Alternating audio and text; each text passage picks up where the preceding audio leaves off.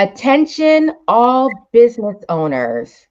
When things get tough, what keeps you going? What happens when circumstances beyond your control sidelines your business? There's nothing more motivating than running a business that provides solutions for your clients. But how do you navigate setbacks and stay resilient and reinvent yourself to keep moving forward? That is what we're going to be talking today on Strategize Your Business Online. Our topic is entrepreneurship, setbacks, and the power of reinvention. Sheri, welcome to Strategize Your Business Online. How are you doing today? Thanks, Dee. I'm doing well. Day before spring. It's sunny. Oh, it is the day before spring. I didn't even know that. Just go, go, go. Exactly. Well, I have to remember that because the day before spring means that we're that much closer to summer and my summer counts kick in.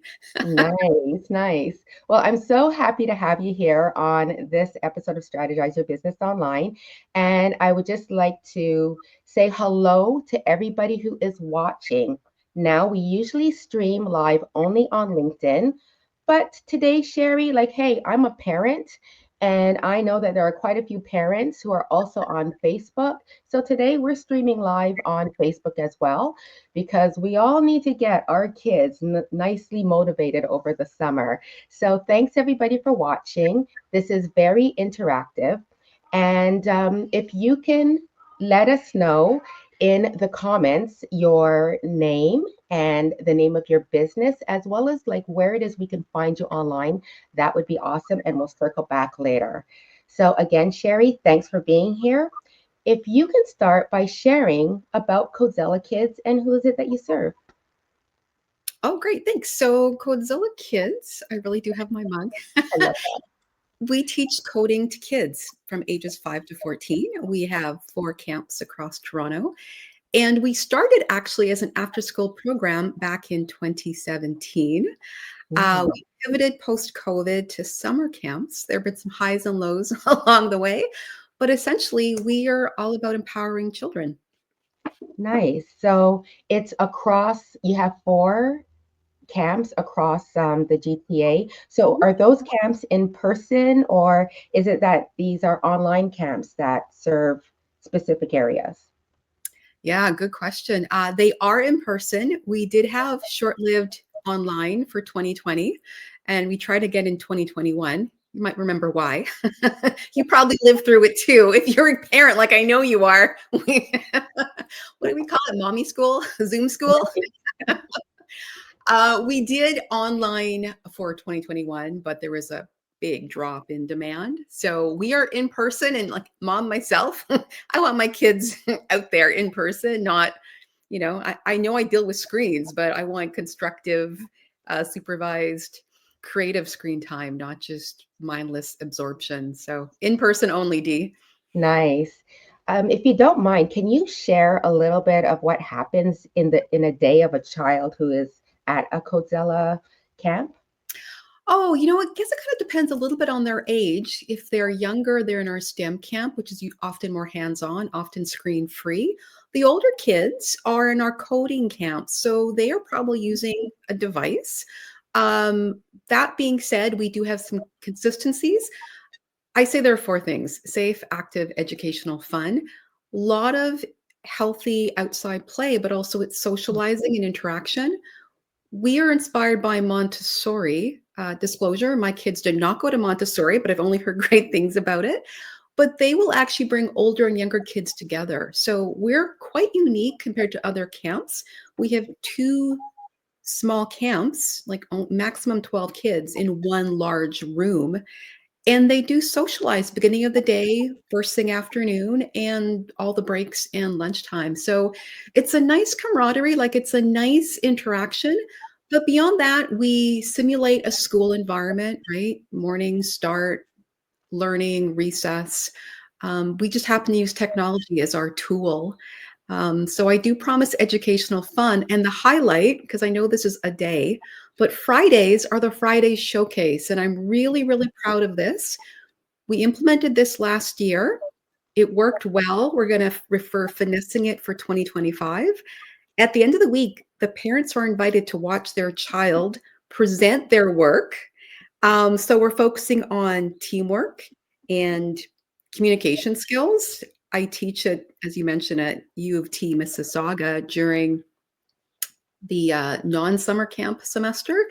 And let me tell you, third years can't always talk or present. They're often holding themselves back. And you're doing a LinkedIn Live. We know all too well that communication is critical. Like, I've been hiring since January. If you can't communicate, you don't get hired. Mm.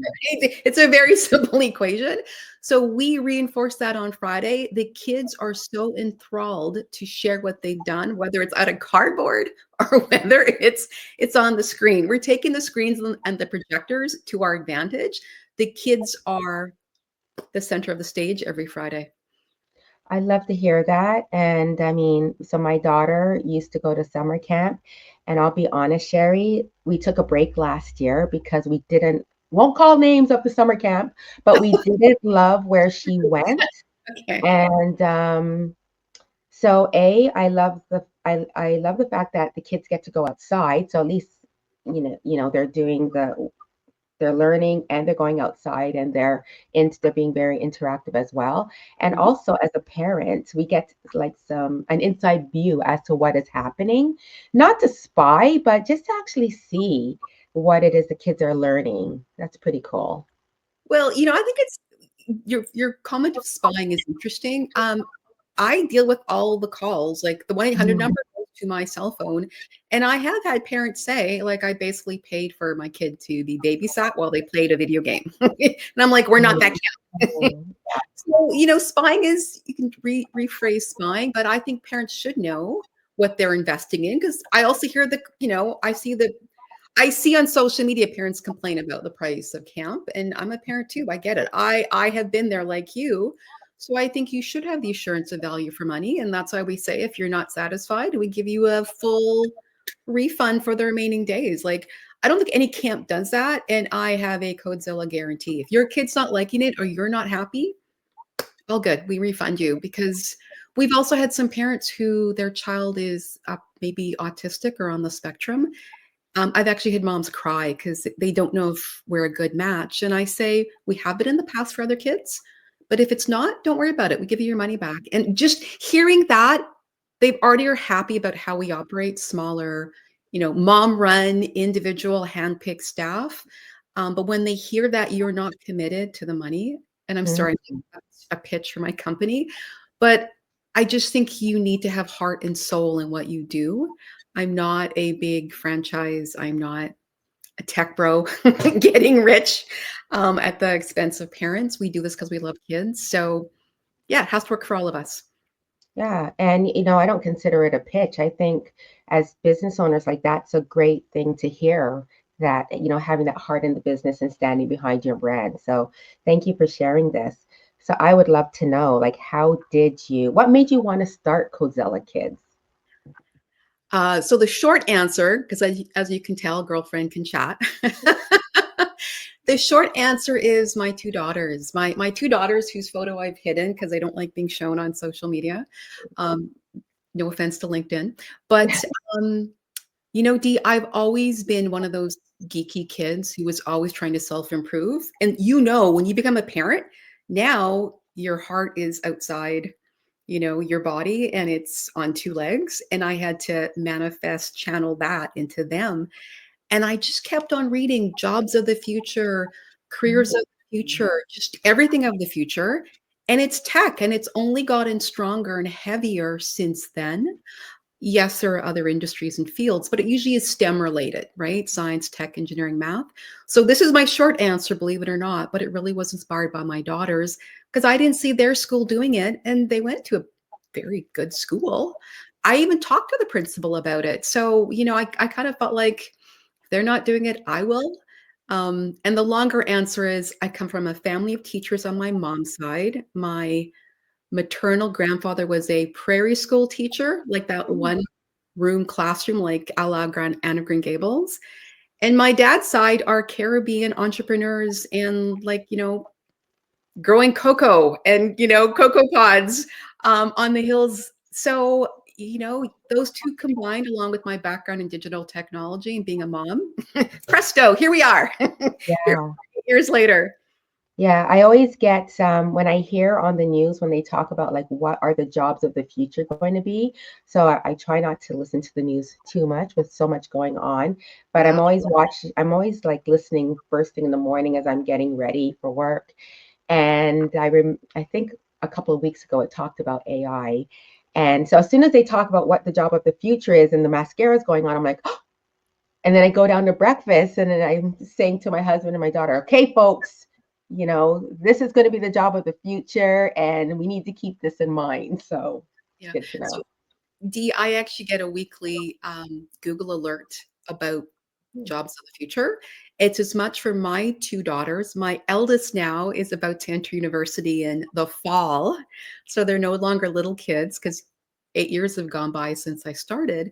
But it's also for Codezilla. So for both personal and professional, I think I need to know. I need to know. Mhm. Ooh, I'm going to do that. Google Alert. Yeah. Yes, it's and Yeah, your competition. right, right.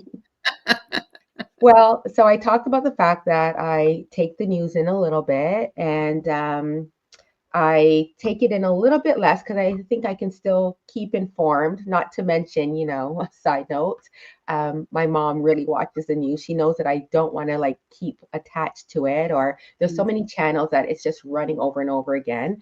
Yep. But there's a lot happening, and we're talking about tariffs, and it's yes, even though tariffs can affect those who are putting out cars and or who are importing and exporting, it all ripples, right? And then like these are the things that I thought. It ripples and it affects how we spend.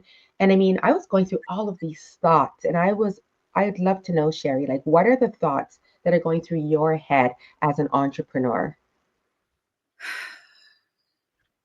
So I'm like you in regards to the news, but I have become more proactive because when you're a business owner, like as you know, this is hard and I already lived through COVID.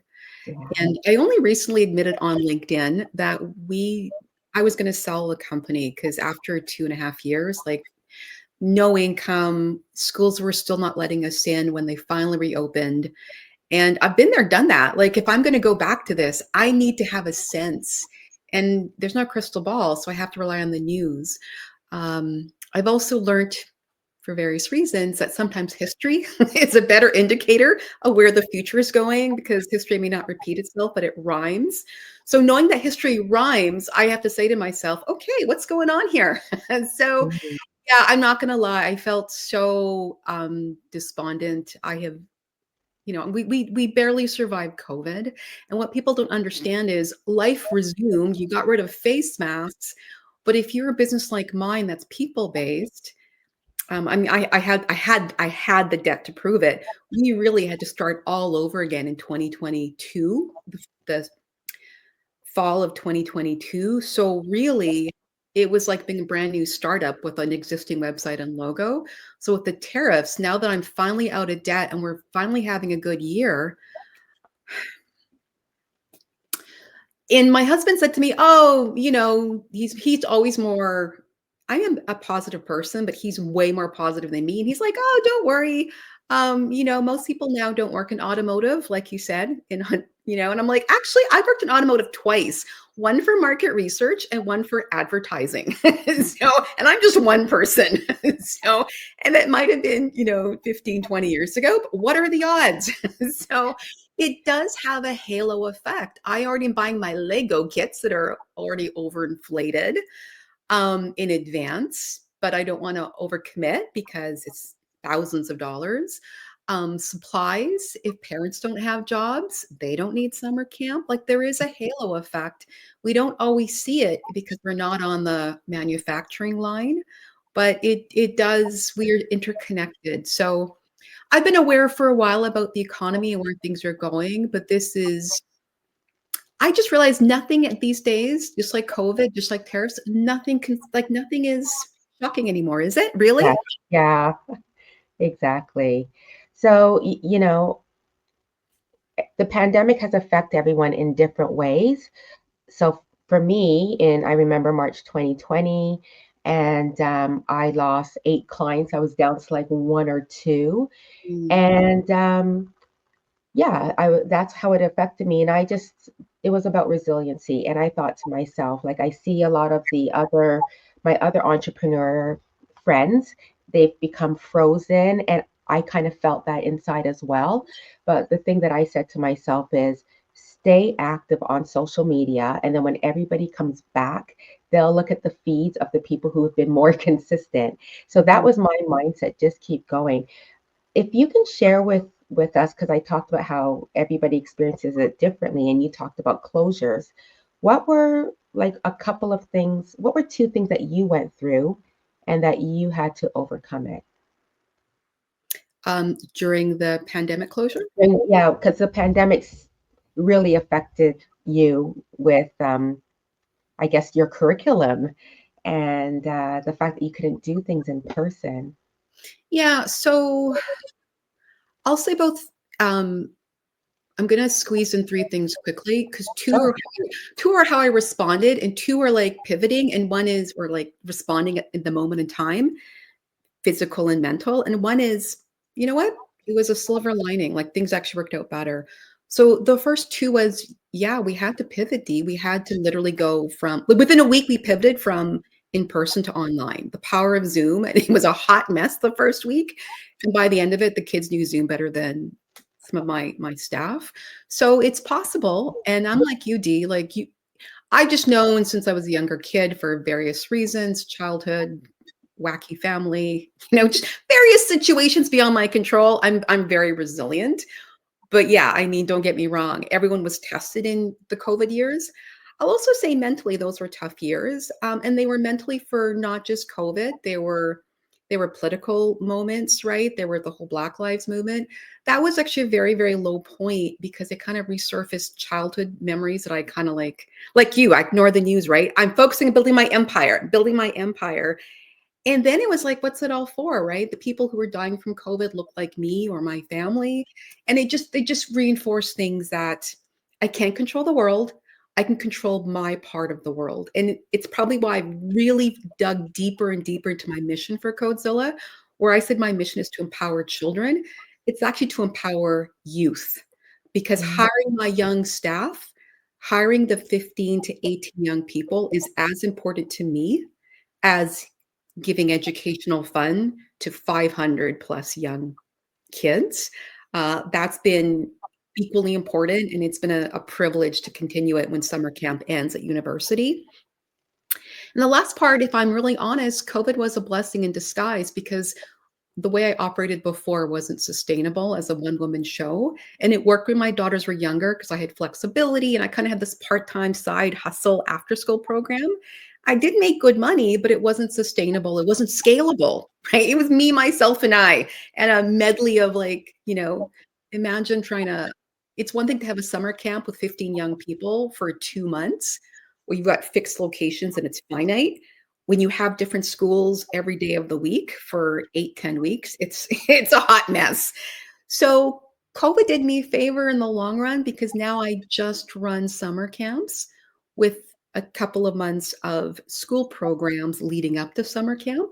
But I'm not going back to the old paradigm. If any parent contacts us, the answer is sorry, that ship has sailed, or you didn't respond when I wanted you back in 2017, 2018, and now I don't want that business. I only want to be the best summer camp in Toronto. That's my mission, and Mm. so far so good. Powerful. So I don't think you remember this. So I'm on parent council at the school, and Mhm. I reached out to you. I remember that. Hello, of Do course I you remember remember? that. I remember before this call, and then I'm like, ooh, as you're talking, I'm like, ooh, opportunity. But I reached out to you 2 years ago I remember. because the school that my daughter's going to, they talk about STEM. I'm like, oh, I have somebody for you. And I Yeah. reached out, and you said, oh, you know what? I used to do that, but don't do that anymore. Mhm. And you stated a statement why, similar that it's now you're focusing on the summer camp, and I'm pretty sure I always respond when people say something powerful, and I was like, good for you. I'm gonna scroll back, but I did something like, good for you. That's amazing that you know where it is that you should be focused. And the way I'm shaking, that's like how I write, because I just find it so inspiring that as business owners, we sometimes we know we need to niche or we just need to focus, and that's where we're going to find our success. Yeah, and don't get me wrong, I had to have my head batted against the brick wall for 2 semesters and lose money for the balance of 2022 and leading into 2023. Where truthfully, Dee, it's not that I'm just so had this great premonition. The market wasn't the same 3 years Yeah. later. So, and for various reasons. So either I kept on, insanity, doing the same thing over and over, and this time losing money, and it was actually really scary to say, I'll have a business for only 2 months. What kind of insanity is that? And I still think if I had known how summer camps operate, where I have to do piecemeal work over 10 months for a 2-month business, I would never do it because no investor is going to invest in it. What kind of company is that? However, it works with my lifestyle. And if you do scale it, because it is more scalable than my previous after school program, it actually can be a good business model. But it is, it's not like having a Tim Hortons, right? Where you're selling millions of coffees every day, every hour. It's a very different business model. Yeah. So I would love if you could share now when it comes, because I've seen that you've been sharing some content about the summer, and like, where is it that we could learn more about the summer camps? Hmm. And what else would you like to share about that? Oh, now you're letting me pitch. How shameless. Yeah, go for it. Thank you, my love. That's so generous of you. Well, we are, I always say all roads lead to Rome, and all digital leads to your website. So we have everything on a easy to scan website, and like yourself, I'm a social media gal, so you can follow us on all the major platforms. Um, yeah, and I'm a real person. Like the 100 numbers get rerouted to my cell phone. I'm happy to always chat with people the old-fashioned way. It's not unusual for a mom to chat with me for 20 minutes, right? And I actually value that because the marketer in me and the market researcher in me really wants to understand her mindset. And as my daughters have gotten older, it's actually been harder to connect on that level because they're no longer camp age. They're now, going into grade 9, going into first year university. So it's always good to stay humble and talk to beyond what I put out there on my website or social media. What am I hearing on the street? So that's where we are. We're online, and we really have to focus heavily online because remember, I'm a pop-up business, like a pop-up store. I'm a pop-up camp. I do not have brick and mortar uh, leases 12 months of the year. With Toronto real estate, I couldn't afford that back in the day. I sure can't afford that now. So we're only in existence for those 2 months. And occasionally we get calls and parents want to drop by. And I say, I'm really sad you can't drop by because I can't rent the church or the school until July and August. But we've Mhm. got loads of great videos online. So one of the best things I ever did for a girl who does not like taking photos with her phone, I took loads of photos of all the kids that we had media permission to take images of. Can I tell you, you will never see a stock photo of a Codezilla kid. And I actually think it's been a big difference because I really prove this is what your child will do. This is the response, the reaction, the excitement. So we're out there. If you Google Codezilla kids or Codezilla, we will pop up. And when is when are we allowed to register up until? Oh, you know what? Literally the last week of camp. I always laugh. This is a funny anecdote.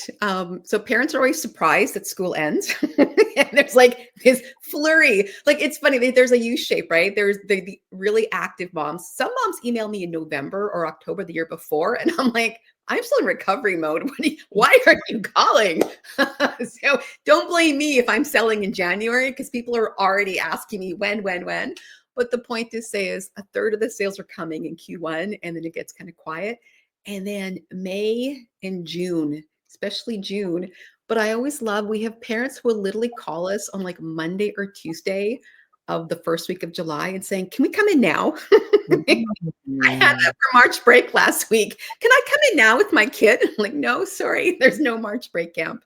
But we go all summer. We go hard all summer, so we're open. Good to know. And I just want to say, like, I know when the last day of school is, but I'm going to speak for some of these parents. Since the pandemic, the time of June that the last day of school ends has been different. So I'm just going to shout that out. No, you're right, but everything's different post-pandemic. So you Yeah. have to really and then this is before the tariffs, right? So you have to really get flexible. And you mentioned AI earlier. Something I'm really proud of is when I ask AI, the guru AI, what's the best thing to do based on tariffs, recession, Yeah, I love that too. economy, and the things that it tells me, I'm like, check, check, check. Like I've already been doing it. Now, I'm not saying that I'm superior to like chat or DeepSeek, but the point is, I'm not waiting to have a computer tell me what to do. Like yourself, I'm already being proactive and figuring it out. If I was the parent, oh, I am the parent. What did I want? Right? Did I want a full day camp or a half day camp? Would I have liked payment installments?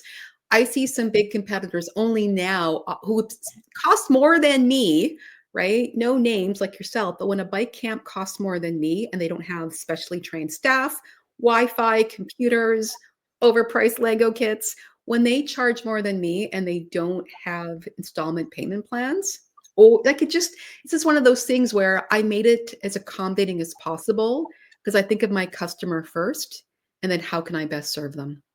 Right. Thank you for sharing that. And I'm glad that you think of that and you consider the parents.